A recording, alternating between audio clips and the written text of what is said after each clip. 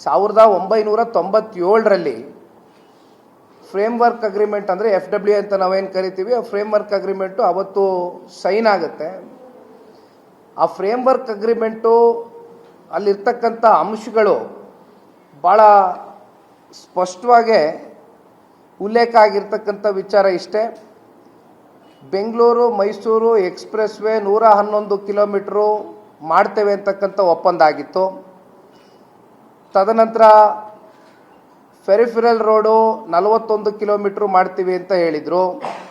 Link ರಸ್ತೆ 9.8 kilometre ಮಾಡ್ತೀವಿ ಅಂತ ಒಪ್ಪಂದ ಆಗಿತ್ತು. 5 ಯೋಜನಾ ಟೌನ್ಶಿಪ್ಗಳು ಕೂಡ ಆಗಬೇಕಾಗಿತ್ತು. ಜೊತೆಯಲ್ಲಿ ಒಂದಷ್ಟು ಟೋಲ್ ಪ್ಲಾಜಾಗಳು, ಸರ್ವಿಸ್ ರಸ್ತೆಗಳು, ಟ್ರಕ್ ಟರ್ಮಿನಲ್ಗಳು, ಇವೆಲ್ಲವೂ ಕೂಡ ಒಪ್ಪಂದ ಆದಂಥ ಒಂದು ವಿಚಾರ. ಆದರೆ ಇಲ್ಲಿ ಪ್ರಶ್ನೆ ಎಲ್ಲಿ ಉದ್ಭವ ಆಗುತ್ತೆ ಅಂದರೆ, ಈ ಯೋಜನೆ ಸಂಪೂರ್ಣಗೊಂಡಿಲ್ಲ. ಇಲ್ಲಿ ಯೋಜನೆ ಸಂಪೂರ್ಣಗೊಳ್ದಿರ ಯಾವ 111 ಕಿಲೋಮೀಟ್ರು ಎಕ್ಸ್ಪ್ರೆಸ್ ವೇ ಸನ್ಮಾನ್ಯ ದೇವೇಗೌಡರು ಸಾಹೇಬರು MOU ಸೈನ್ ಮಾಡಿದಾಗ 95ರಲ್ಲಿ ಆ ಒಂದು MOUಲಿ ಕ್ಲಿಯರ್ ಕಟ್ಟಾಗೆ ಮೆನ್ಷನ್ ಆದಂಥ ವಿಚಾರ, ಅವ್ರಿಗೆ ಅವತ್ತೇ ಆ ಒಂದು ದೂರದೃಷ್ಟಿ ಇತ್ತು. ಇವತ್ತು ನಾವೇನು ಈ 6 ಲೇನ್ ರಸ್ತೆ, ಇವತ್ತು ಬೆಂಗಳೂರು ಮೈಸೂರು ರಸ್ತೆ ನೋಡ್ತಾ ಇದ್ದೀವಿ, ಆ ಎಕ್ಸ್ಪ್ರೆಸ್ ಹೈವೇ ಅವತ್ತೇ ಆಗಬೇಕು ಅಂತಕ್ಕಂಥದ್ದು ದೇವೇಗೌಡರು MOUನಲ್ಲಿ ಮೆನ್ಷನ್ ಮಾಡಿಸಿದರು.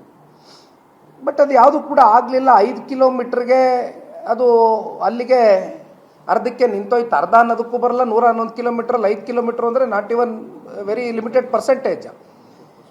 ಅಲ್ಲಿಂದ ಅದು ಆಗಲಿಲ್ಲ. ಜೊತೆಯಲ್ಲಿ ಈಗ ನಮ್ಮ ಮುಂದೆ ಇರ್ತಕ್ಕಂಥದ್ದು ನೋಡಿ, ಒಂದು ಸಣ್ಣ ಉದಾಹರಣೆ ಕೊಡ್ತೀನಿ ನಿಮಗೆ. ಫೆರಿಫೆರಲ್ ರಸ್ತೆನಲ್ಲಿ 2193 ಎಕರೆಯಷ್ಟು ಭೂಸ್ವಾಧೀನ ಆಗಬೇಕಾಗಿತ್ತು ಫೆರಿಫೆರಲ್ ರಸ್ತೆಗೆ. ಆದರೆ 554 ಹೆಚ್ಚುವರಿ ಭೂಸ್ವಾಧೀನವನ್ನು ಮಾಡ್ಕೊಳ್ತಾರೆ. ರೈತರ ಜಮೀನನ್ನು ಹೆಚ್ಚುವರಿ 554 ಎಕರೆಯಲ್ಲಿ ಭೂಸ್ವಾಧೀನ ಪಡಿಸ್ಕೊಳ್ತಾರೆ. ಅಂದರೆ ಹೇಳಿದ್ದು 2193 ಬೇಕು ಎಕರೆ ಅಂತಕ್ಕಂಥದ್ದನ್ನ ಹೇಳ್ತಾರೆ ಫೆರಿಫೆರಲ್ ರಸ್ತೆ ಮಾಡೋದಕ್ಕೆ. ಇದೊಂದು ಸಣ್ಣ ಉದಾಹರಣೆ, ಹೆಚ್ಚುವರಿ ಯಾವ ಥರ ಇವರು ಎಕ್ಸಸ್ ಲ್ಯಾಂಡ್ನ ರೈತರಿಂದ ಪಡ್ಕೊಂಡಿದ್ದಾರೆ ಅಂತ. ಯಾಕೆಂದರೆ ಇಲ್ಲಿ ಅವ್ರು ಹೇಳಿದ್ದು ಇನಿಷಿಯಲಿ 20,900 ಚಿಲ್ಲರೆ ಎಕರೆಯಷ್ಟು ನಮಗೆ ಈ ಒಂದು ಯೋಜನೆ ಸಂಪೂರ್ಣಗೊಳಿಸ್ತಕ್ಕಂಥದ್ದಕ್ಕೆ ನಮಗೆ ಬೇಕಾಗಿರ್ತಕ್ಕಂಥ ಭೂಮಿ ಅಂತ ಹೇಳ್ತಾರೆ. ಬಟ್ ಇಲ್ಲಿ ಒಂದು ಫೆರಿಫೆರಲ್ ರಿಂಗ್ ರಸ್ತೆನಲ್ಲೇ 554 ಎಕರೆ ಜಾಸ್ತಿ ತಗೊಂಡಿದ್ದಾರೆ ಅನ್ನೋದು ನಾನು ಕ್ಲಿಯರಾಗಿ ಹೇಳ್ತಾ ಇದ್ದೀನಿ. ಅದು it's a small example for you. ಜೊತೆಯಲ್ಲಿ ಇನ್ನೊಂದು ಪ್ರಮುಖವಾದಂಥ ಅಂಶ ಏನಪ್ಪ ಅಂದರೆ, ಇಲ್ಲಿ ಇದನ್ನು ಪಬ್ಲಿಕ್ ಇನ್ಫ್ರಾಸ್ಟ್ರಕ್ಚರ್ಗೆ ನೀವು ಯುಟಿಲೈಸ್ ಮಾಡಬೇಕಾಗಿತ್ತು. ಆದರೆ ಇದನ್ನು ನೀವು ವೈಯಕ್ತಿಕವಾಗಿ ಒಂದಷ್ಟು ಪರಾಬರೆ ಮಾಡಿಕೊಂಡು, ಅಲ್ಲಿ ರಿಯಲ್ ಎಸ್ಟೇಟ್ ಮಾಡಿಕೊಂಡು, ಅಲ್ಲಿ ಜಾಯಿಂಟ್ ವೆಂಚರ್ಗಳು ಕೊಟ್ಕೊಂಡು, ಜಾಯಿಂಟ್ ಡೆವಲಪ್ಮೆಂಟ್ಗಳು ಕೊಟ್ಕೊಂಡು, ಜೊತೆಯಲ್ಲಿ ಗುತ್ತಿಗೆಗಳು ಕೊಟ್ಕೊಂಡು ಮಾರಾಟ ಮಾಡಿಕೊಂಡು ಪ್ರೈವೇಟ್ ಅವ್ರಿಗೆ ಈ ಥರ ಸಾರ್ವಜನಿಕರ ಆಸ್ತಿ ಪಾಸ್ತಿಯನ್ನು ಇವತ್ತು ತಗೊಂಡು ಯೋಜನೆ ಅಡಿ ನೀವು ವೈಯಕ್ತಿಕಕ್ಕೆ ಇವತ್ತು ನೀವು ಇದನ್ನು ಮಾಡ್ಕೊಂಡು ಹೊರಟ್ರಲ್ಲ ನೈಸ್ನ ಮಾಲೀಕರುಗಳು ಅನ್ನುವಂಥದ್ದು ದೊಡ್ಡ ಪ್ರಶ್ನೆ ಇವತ್ತು ನಮಗೆ ಮೂಡ್ತಾ ಇರ್ತಕ್ಕಂಥದ್ದು. ಜೊತೆಯಲ್ಲಿ ರಸ್ತೆಗಳು ಅಷ್ಟೇ. ಇವತ್ತು ರಸ್ತೆಗಳು ನಮಗೇನು ಕಾಂಕ್ರೀಟ್ ರಸ್ತೆ ಆಗಬೇಕಾಗಿತ್ತು, ಸಿಮೆಂಟ್ ರಸ್ತೆ ಆಗಬೇಕಾಗಿತ್ತು.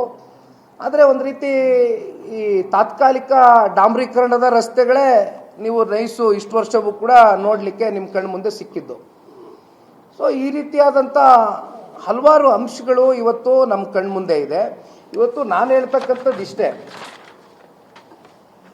ಒಂದು KDB ಮತ್ತು PWD ಸಂಸ್ಥೆಯ ಒಂದು